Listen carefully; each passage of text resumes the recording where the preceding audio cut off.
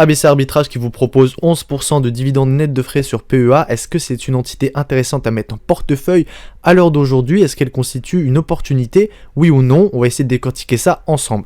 Avant de commencer la vidéo, je tiens juste à vous rappeler que je suis actionnaire de ABC Arbitrage. Évidemment, j'ai pris une toute petite position qui représente 4% de mon portefeuille à 3,74 €, c'est-à-dire à un rendement d'à peu près 11% sur coût d'acquisition. On va essayer de la décortiquer ensemble, donc je risque d'avoir quand même des petits biais d'investissement.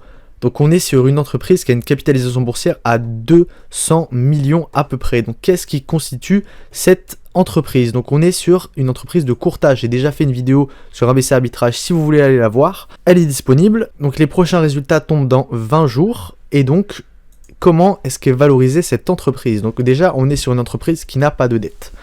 Pourquoi? Étant donné que son objectif c'est de faire fructifier le cash qu'elle a déjà avec donc des stratégies de trading.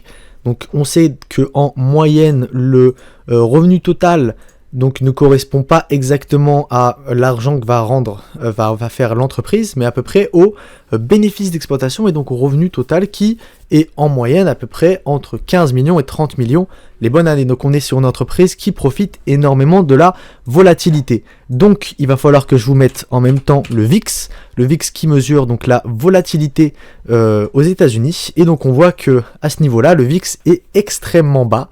Donc à 14%, donc aujourd'hui qui a perdu 2,77, donc ça ne m'étonne pas.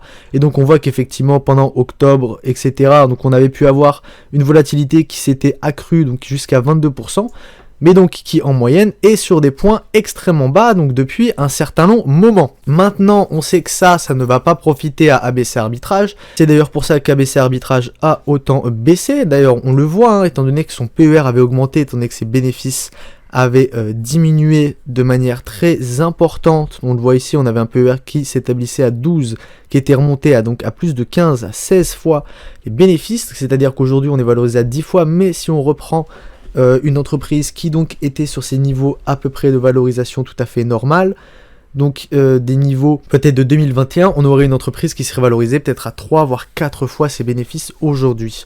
Donc qu'est-ce qui a fait que ça a baissé? Je vous l'ai dit, donc c'est le VIX. Maintenant, est-ce que ABC Arbitrage a la possibilité, oui ou non, de continuer à vous verser un dividende? Parce que c'est là que ça va être important en fait. Parce que si cette entreprise baisse le bénéfice qu'elle obtient, est-ce qu'elle pourra toujours vous reverser ce dividende? Évidemment, si vous êtes rentré à 7 € et qu'aujourd'hui votre action ne cote plus que la moitié, que vous avez un moins 50%, évidemment ça va être extrêmement compliqué, ne serait-ce que par le coût du dividende.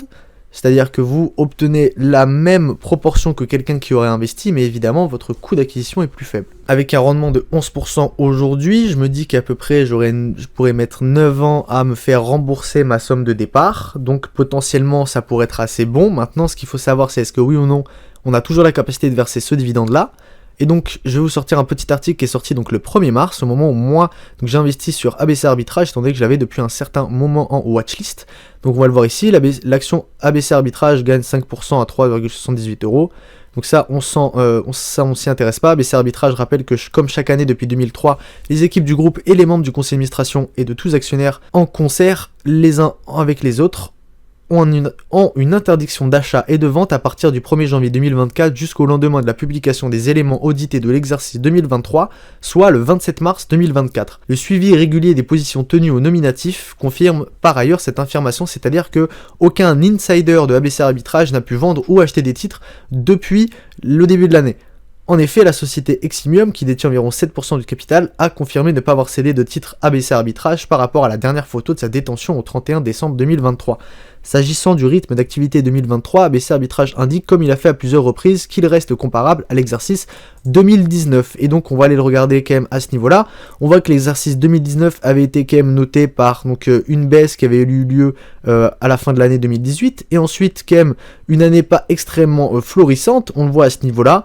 Une stagnation du prix de l'action, un retour sur la MM200 et puis une augmentation.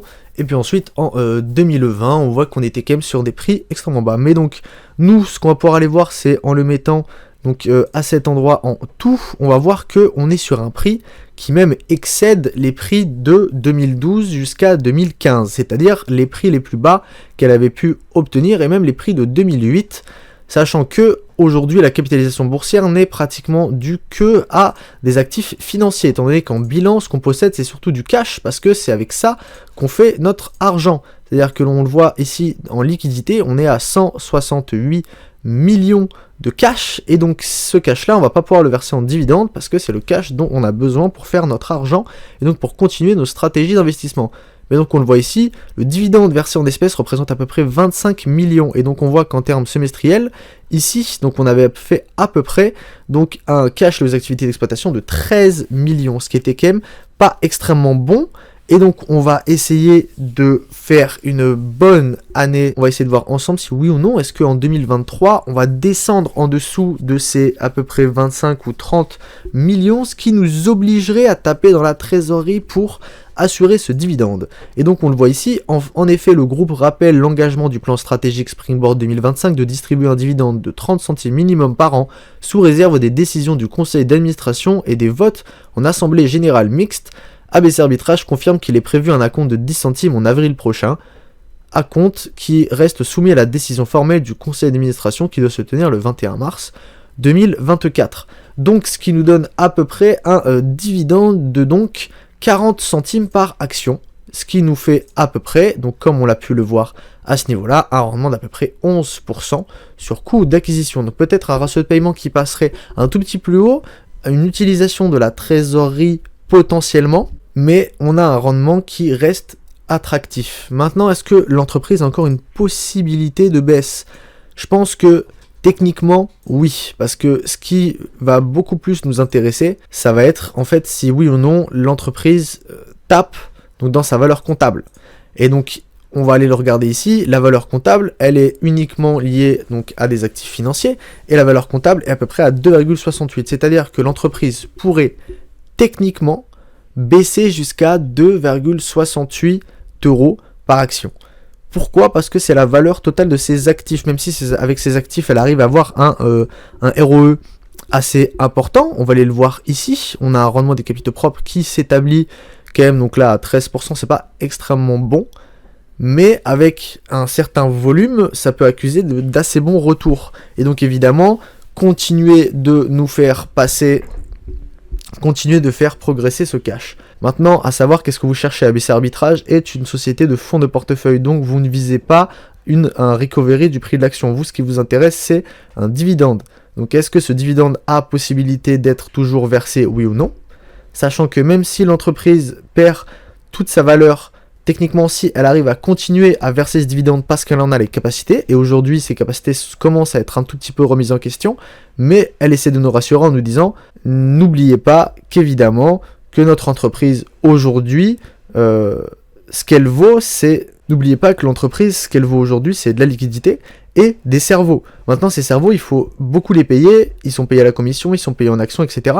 Et donc, ils ont quand même une obligation de ne pas vendre leurs actions avant l'exercice clos. Donc, ils ont un objectif de rendement extrêmement bon. Maintenant, est-ce que, évidemment, parce qu'on a assez peu de communication, c'est assez opaque, est-ce que, par exemple, quand le VIX a augmenté en octobre jusqu'en décembre, est-ce qu'ils en ont profité? C'est une question aussi qu'il faut se poser, parce que potentiellement, on pourrait avoir un gap à la hausse, un bon catalyseur avec des insiders qui rachèteront le titre une fois qu'il aura été décoté au maximum et qui profiteront de la baisse, avoir des actions extrêmement bonnes avec des rendements extrêmement bons, parce qu'on est sur une entreprise qui avait à peu près un ratio de rendement d'à peu près 6 à 7%, si je me trompe pas. On va aller le voir ici, voilà, rendement 6, 7, 4, 6, 5, et aujourd'hui on est à 11%. Maintenant la question, voilà, c'est est-ce que vous êtes capable de tenir cette entreprise pendant 9 ans, si elle reste donc à des niveaux de valorisation qu'on avait pu faire, par exemple, pendant tout ce moment-là, si elle reste à ce niveau-là pendant 3 ans, et qu'elle continue à vous verser un dividende, est-ce que vous êtes capable de la garder ou pas en fonds de portefeuille? Donc c'est pour ça que c'est une entreprise qu'il faut quand même, il faut la mettre en relation avec d'autres boîtes, étant donné que c'est pas celle-là qui va vous rendre riche, elle va seulement vous aider à accumuler du capital pour potentiellement soit profiter des intérêts composés sur ces genres de boîtes si elle continue à rester à une valorisation importante, extrêmement basse, soit vous permettre d'avoir de la liquidité pour aller investir sur d'autres entreprises étant donné qu'elle est compatible PEA. Si vous appréciez ce genre de vidéo, n'hésitez pas à mettre un like et vous abonner, et moi je vous dis à bientôt.